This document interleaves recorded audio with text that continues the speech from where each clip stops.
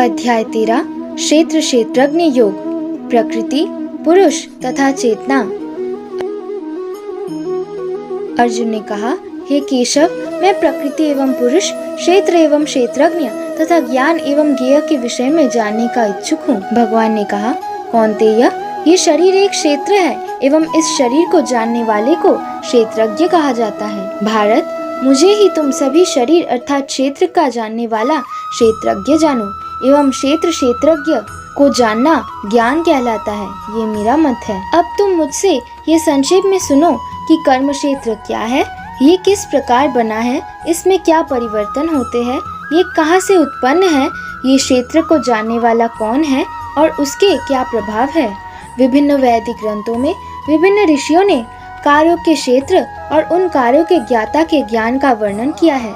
इसे विशेष रूप से वेदांत सूत्र में कार्य कारण के समस्त तर्क समेत प्रस्तुत किया गया है। पंच महाभूत, अहंकार, बुद्धि, अव्यक्त अर्थात तीनों गुणों की अप्रकट अवस्था, 5 कर्मेंद्रिया, 5 ज्ञानेंद्रिया तथा मन, 5 इंद्रिय विषय, इच्छा, द्वेष, सुख दुख, पंच महाभूत से गठित ये देह, चेतना, धैर्य, इन सब को क्षेत्र कहा गया है।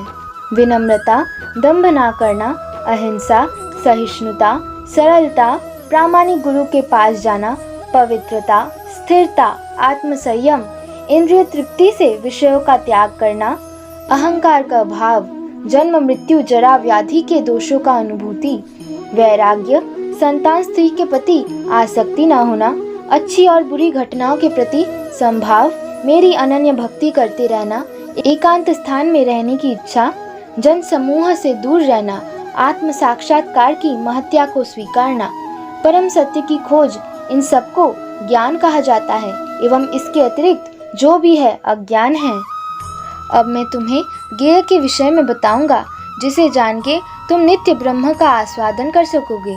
ये ब्रह्म, ये आत्मा जो अनादि है और मेरे अधीन है, वो ब्रह्म इस भौतिक कार्य और कारण के परे स्थित है। उनके हाथ, पाँव, आँख, सिर, मुंह और कान सर्वत्र है। इस प्रकार परमात्मा सभी वस्तुओं में व्याप्त होकर अवस्थित है। परमात्मा सभी इंद्रियों का स्रोत है, किंतु फिर भी वे इंद्रियों से रहित है। वे समस्त जीवों को पालन करते हैं पर फिर भी अनासक्त है। वे प्रकृति के तीनों गुणों के परे है पर फिर भी वे प्रकृति के समस्त गुणों का स्वामी है। वो ही परम तत्व सभी जीव के अंदर और बाहर स्थित है। वे सूक्ष्म है, इसीलिए इंद्रियों के द्वारा जानने देखने के परे है।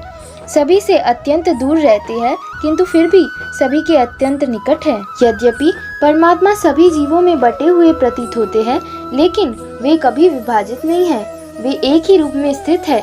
यद्यपि वे प्रत्येक जीव का पालन करता है, लेकिन समझना चाहिए कि वे ही सभी का संहार करता है और सबको जन्म देने वाला भी है। वे सभी प्रकाशमान ज्योति का प्रकाश स्रोत है। वे भौतिक अंधकार से परे है और अगोचर है। वे ही ज्ञान है, ज्ञेय है और ज्ञान का लक्ष्य है। वे सभी के हृदय में स्थित है। इस प्रकार मैंने क्षेत्र, ज्ञान और ज्ञेय का संक्षेप वर्णन किया है। इसे केवल मेरे भक्ति पूर्णतः समझ सकते हैं और मेरे स्वभाव को प्राप्त होते हैं। प्रकृति एवं पुरुष दोनों को ही अनादि समझना चाहिए। उनके विकार तथा गुण प्रकृति से उत्पन्न है।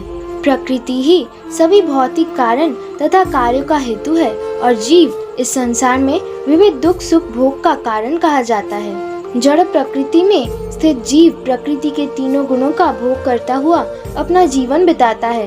प्रकृति के गुणों का संग से ही उसका उत्तम एवं निम्न योनि में जन्म होता है। इस शरीर में एक दिव्य भोक्ता है जो ईश्वर है, परम स्वामी है, साक्षी के रूप में विद्यमान है, जो परमात्मा कहलाता है। जो प्रकृति, पुरुष एवं तीनों गुण आदि जड़ प्रकृति के विषयों से अवगत होते हैं, वो इस जड़ प्रकृति में रहते हुए भी पुनः पुनः जन्म नहीं लेते। कोई परमात्मा को ध्यान से अपने में देखते हैं, तो कोई सांख्य योग के ज्ञान से देखते हैं और कोई निष्काम कर्म योग से देखते हैं। अन्य कोई किसी दूसरे से परम पुरुष के विषय में सुनकर उनकी पूजा करने लगते हैं।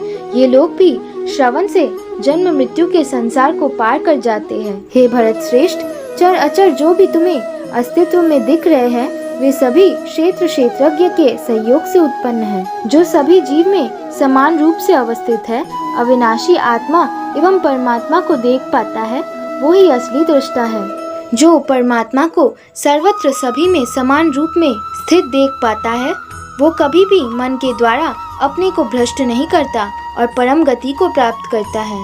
जो ये देख पाता है कि सारे कर्म तो शरीर द्वारा किया जा रहा है, जो कि प्रकृति से उत्पन्न हुई है, और आत्मा अकर्ता है, वो ही असली दृष्टा है।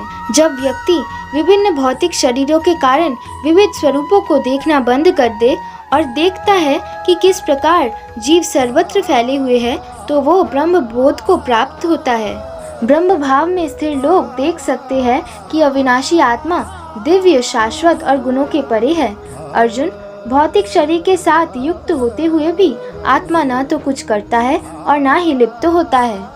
जिस प्रकार आकाश सर्वव्यापी है किंतु अपने सूक्ष्म प्रकृति के कारण किसी भी वस्तु से लिप्त नहीं होता, ठीक वैसे ही ब्रह्म दृष्टि में स्थित आत्मा शरीर में स्थित होते हुए भी शरीर से लिप्त नहीं होता।